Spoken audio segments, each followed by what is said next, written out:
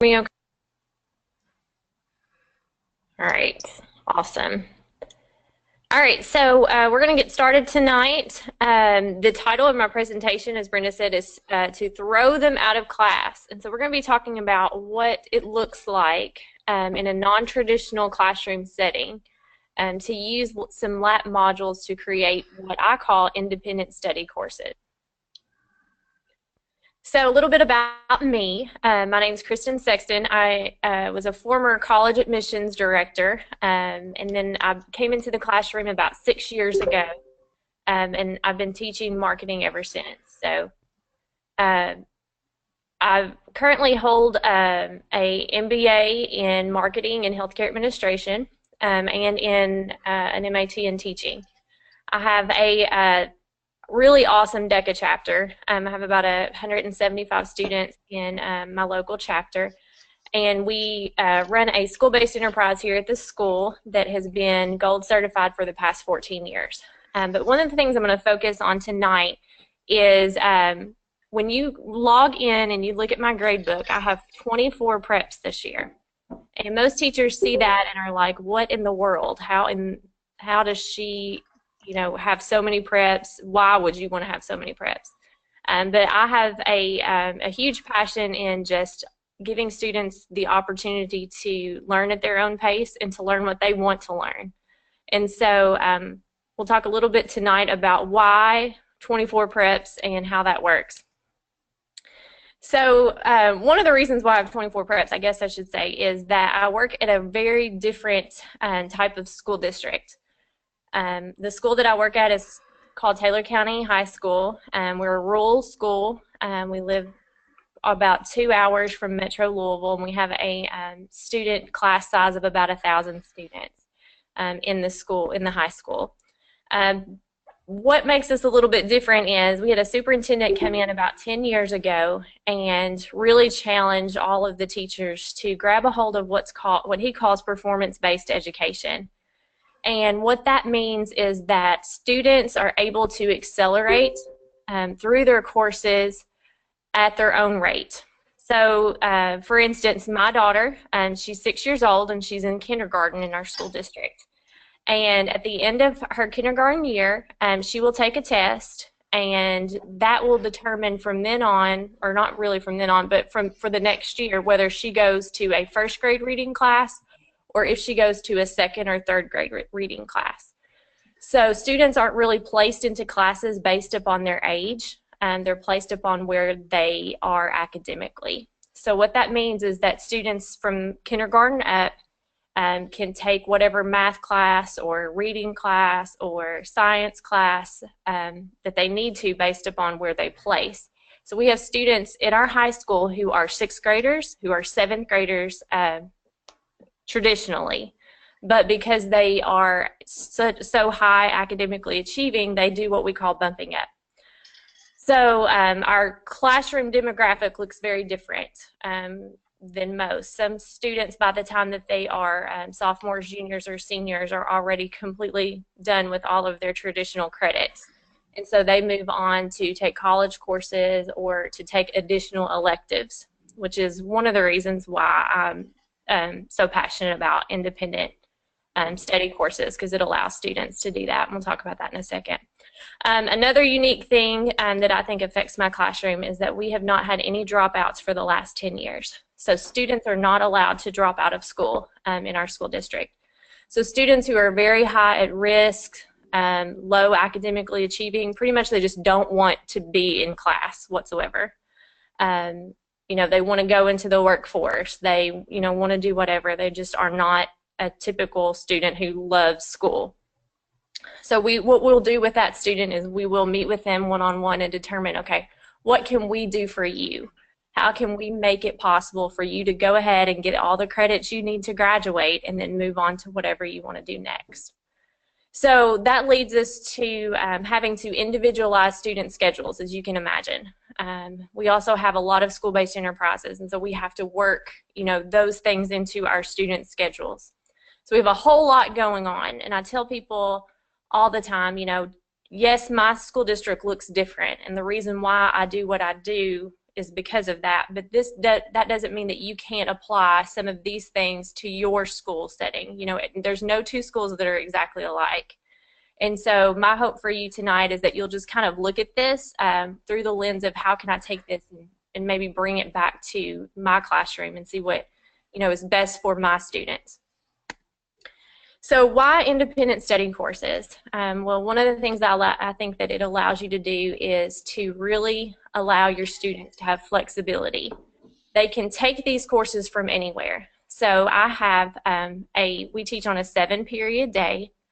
I have 2 class periods where I have 4 or 5 different courses going on at the same time.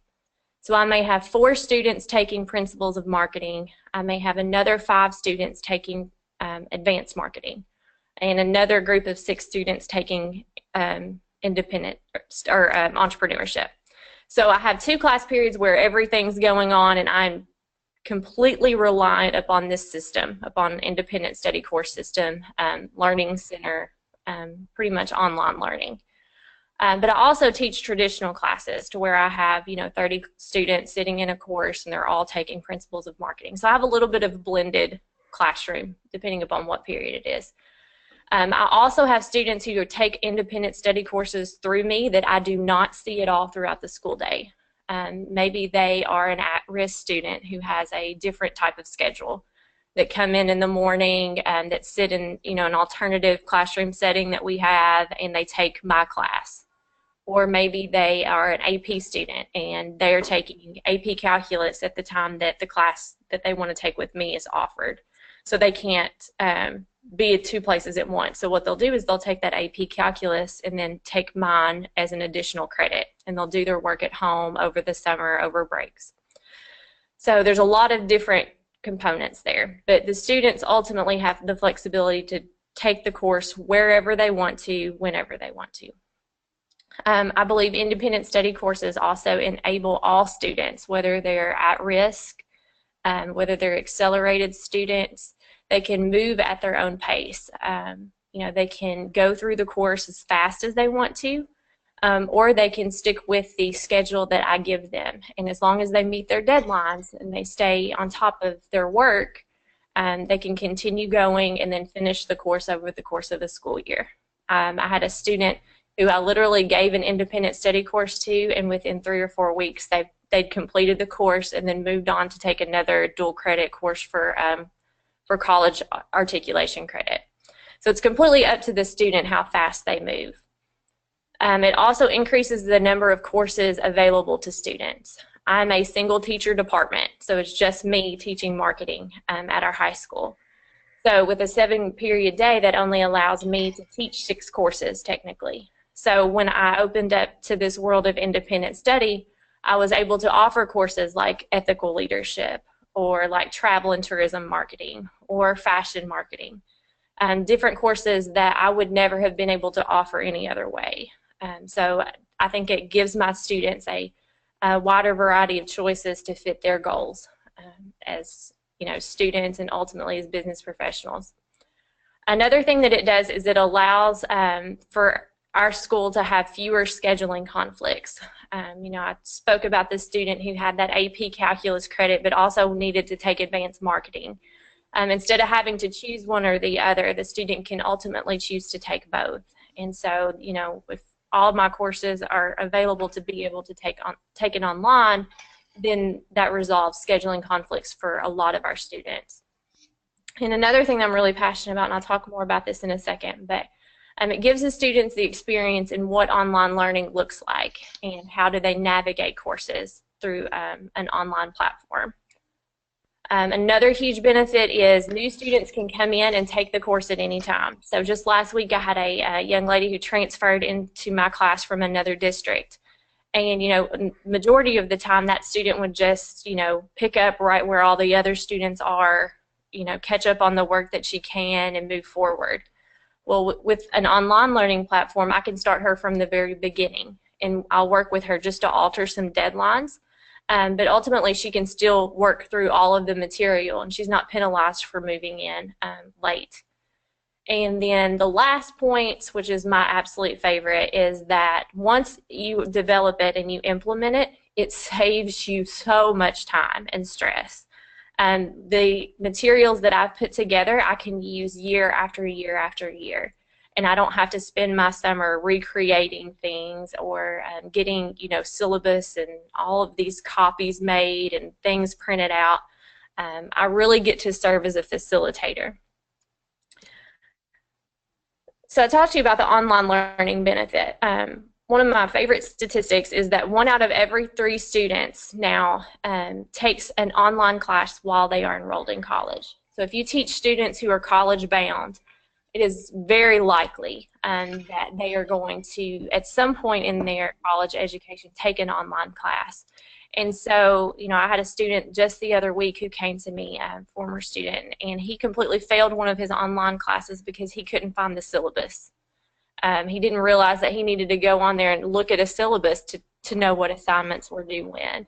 And, we as teachers, we get into this mindset of, okay, let's make our classroom fun and innovative, and let's hold their hands, and let's, help them through that. I do believe we have to do that. But I think it's also important to give the student a perspective of, okay, how do I take responsibility for my own learning? How do I navigate an online class when I don't have a professor in front of my face every day? So I think that there's a huge benefit there in helping students take responsibility on an online learning platform. All right, so how does this actually work? Is one of the questions I get asked a lot. I will say this, that if you have the MBA Learning Center, if you have access to that, that has been an amazing tool for me to use. We are a member state through MBA research, and so I've had access to Learning Center. And the way that I honestly found out and developed this independent study platform was that I was told 3 weeks before school started that I was going to teach entrepreneurship, and I never taught entrepreneurship before. So I had 3 weeks to get all of this curriculum and everything together, and so I just happened to log in there, and I took one of their course guides, and I literally just started hitting the import button. And within a day, within 2 days, I had the entire course set up.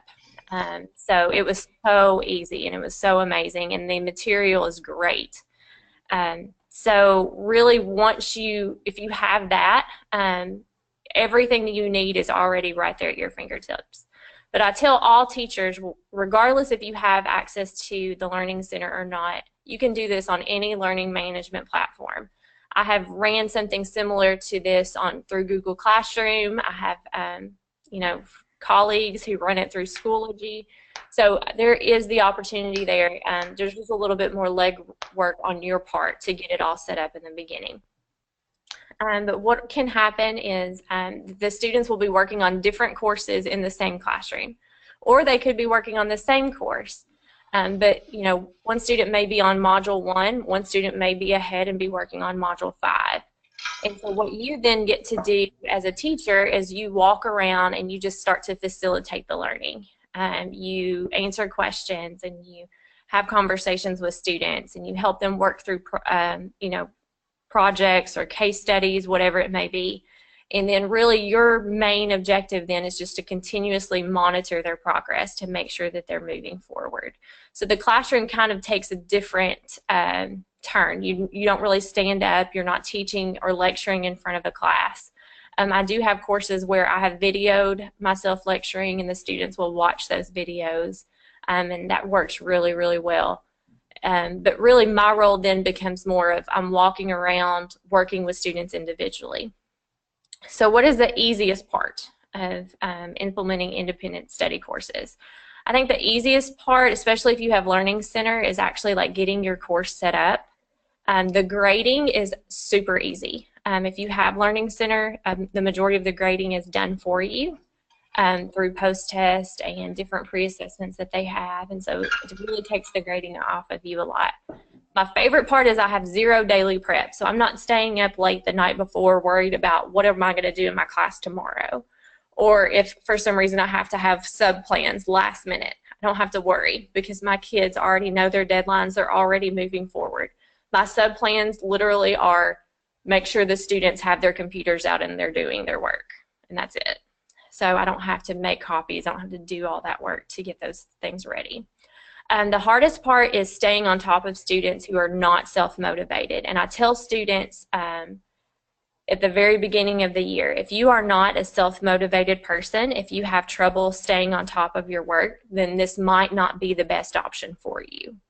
Like I said, I do have traditional classrooms, so students they don't have to take independent study courses. It's a choice that they make. And so I really try to encourage students to take it only if it fits their learning style. But of course, I will have students who wait to the last minute, of course, and try to turn everything in. What I do is I put in grades regularly. I try to put in grades every Friday, and I use parent contact to really keep students motivated. That's a big part of independent study courses, is the students have to know, if I don't get my work done on time, then I'm going to have a 0 in the grade book for that. So what does this look like? Well, I'm giving you a peek right here into what I give my students. These are screenshots of my pacing guides. So what will happen is the first day of school, I'll get everything set up. I'll ask the students to give me their email addresses. I'll get them enrolled into the Learning Center. And then I hand them what I call their textbook or packet. And these are their pacing guides. And so you can see on here for our first midterm, I have them they're going to complete 4 modules. And what the modules are really lap modules. Each one of them are connected to a lap that I've imported through Learning Center. It has their deadlines. It has how much each lap or module is worth. And then I do kind of a blended course in entrepreneurship. So the students are actually writing a business plan throughout the course. So you will see the written sections there. That's just pretty much like a project-based learning assignment that I've given the students, and I do that in addition to the lap modules. And then at the end of the midterm, I schedule a face-to-face time that I call a conference meeting, and I do that with all students. So if a student is not taking me as a seated in-course class, you know, say that they're an alternative student or they're an AP student and, you know, they don't see me every day, I'll just require them to come in before school, after school, during my planning and meet with me just so I can have some face time with them to say, okay, tell me how your modules are going. Let's look at your grades. Let's look at your assessments. Let's see how you know, things are moving along. Show me your business plan. And that's kind of, you know, just for accountability. A lot of times if a student knows they're coming to meet with me, then they'll make sure that they have all their work done. This is a view for those of you all who don't have the Learning Center or haven't used it before. When a student logs in on a device, a laptop, this is what they'll see. And it has all the modules lined up there. You'll see on the right-hand side that it has a to-do list, and this will tell them, you know, you have this grades coming up, you know, these deadlines ahead. This is just another view of the assignments page for them, and it'll tell them, you know, pop it up that they haven't completed a certain assignment. It'll show up here. And then this is one of my favorite parts about Learning Center that I have learned is very, I don't know, a lot of teachers aren't taking advantage of it and using it in their classrooms. But Canvas, the learning platform, has an app out that students can download. So there's a Canvas student app and there's a Canvas teacher app. And so my students all have the Canvas student app downloaded onto their smartphones. And so literally in my classroom, the majority of students are actually doing their work on their phones, which is a good tool. They actually are a lot more productive using the phones than they are anything else. They just find it to be really easy. You can see on the second column there, that's what the students look like, the page looks like for the students when they log in. And then that third column is their to-do list. And so the students love this. They click on the app, they click on that to-do button, and then it shows them what assignments they have coming up. Now this screenshot looks a little bit different because I took it from my phone, and it actually tells me how many assignments I need to grade. So I love that. I thought that was super awesome as a teacher because I can sit in the car while I'm waiting to pick up my kids from gymnastics or dance practice, and I can actually go through and grade assignments for the students. So If you're a teacher, I encourage you to download the Canvas Teacher app, and if you're for your students, encourage them to download the Canvas Student app. It's super easy, super friendly. So a little freebie for you guys tonight. You can take a picture of this or screenshot it or write it down. But this is my shared resources folder. And so when you go to this link, you'll be able to access my pacing guides and all the materials that I give my students for my independent study course. And so you can check that out. You're welcome to take it and use it and edit it however you need to. But I think sometimes it's good to actually see it and get it in your hands and play with it to see how it works. So there is that for you. And that's pretty much everything that I have for you guys tonight. This is my social media handle and my email, and if you have any questions, any trouble, wrapping your mind around independent study courses, or you want to try it and you just have some questions, feel free to email me at any time. I'd be glad to help you in any way. So, Kristin, Brenda. Yep, Kristin, thank you so much. Does anyone have questions for Kristin? You can either unmute yourself and just ask us. We're a small group tonight, so I have unmuted everyone. I muted because I heard a little bit of background noise, but I have unmuted everyone. So if you're self-muted, you can unmute yourself, or you can ask your question through the chat button. How well does this transfer over to the Google Classroom? Is it just a matter of downloading it and then uploading it as an assignment or announcement?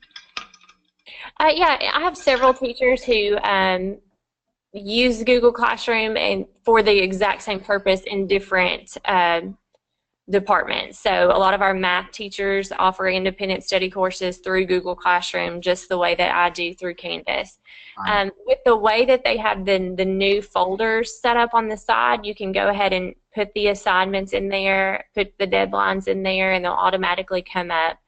And that works great. The trouble that I have found with it was that it was a little bit difficult for the students to self-pace their way through. So like if a student wanted to move ahead, say, Module 3 was done this week, but they wanted to go ahead and go work on Modules 4, 5, and 6. With those deadlines, the way that you have to put them in there, sometimes that would be a little bit tricky, but some of my colleagues have told me that they were able to work around that. Okay. So whether they just went ahead and posted all the work and the students, went ahead and did it. I do know that it's possible, and I have a whole lot of teachers in the school building that do that. We are a huge Google Classroom school, so the students are used to that, and it seems to work really well. I just have had more personal luck with the Learning Center and with Canvas. So it seems to have a lot of nice features on the app. Yes, the app is awesome. Of course, Google Classroom also has the app too, which all of our students use. So I definitely think that for me, if I wasn't able to use Learning Center and Canvas, my preference would probably be Google Classroom, even over Schoology. So. Okay, thanks. So Kathy has a question. Her question is, I'm not familiar with the Canvas Learning Center. Does the grading import to Infinite Campus? And I'll go ahead and take that question for you, Kristin. So Kathy, I hate this answer, but it depends. And it really depends on your talking with your technology director. Canvas made a conscious choice because there are so many different learning management systems with grading that school districts are using that they cannot, import directly into all of those different systems. So it's a really good question to ask your technology director to see if they can work to have those grades import straight over to Infinite Campus. I also know we have a number of teachers who are, this is going to take a little bit longer, but certainly less time than hand grading things, because as Kristin said, so much of Canvas self-grades for you or allows you to grade right on a screen, so you can do it very quickly rather than having papers in front of you.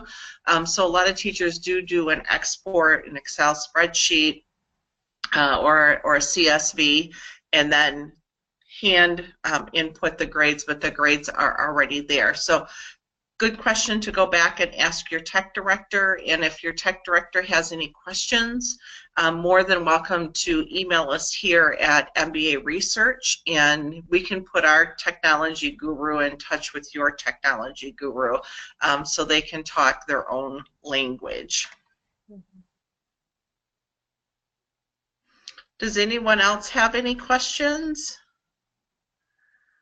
Well, I want to thank all of you for joining us tonight. I know you are so busy. We're heading into the holidays. I hope you have a wonderful Thanksgiving next week and take a couple of days to rest and relax with family and friends. Really want to thank Kristin for taking time out of her schedule as well and joining us and sharing her expertise from a teacher point of view. I truly believe that teachers talking to teachers and sharing their experiences are the best way for all of us to learn from each other. So thank you all for joining us, and thank you, Kristin. You're welcome. Thank you, Brenda. Yep. Goodbye, everyone.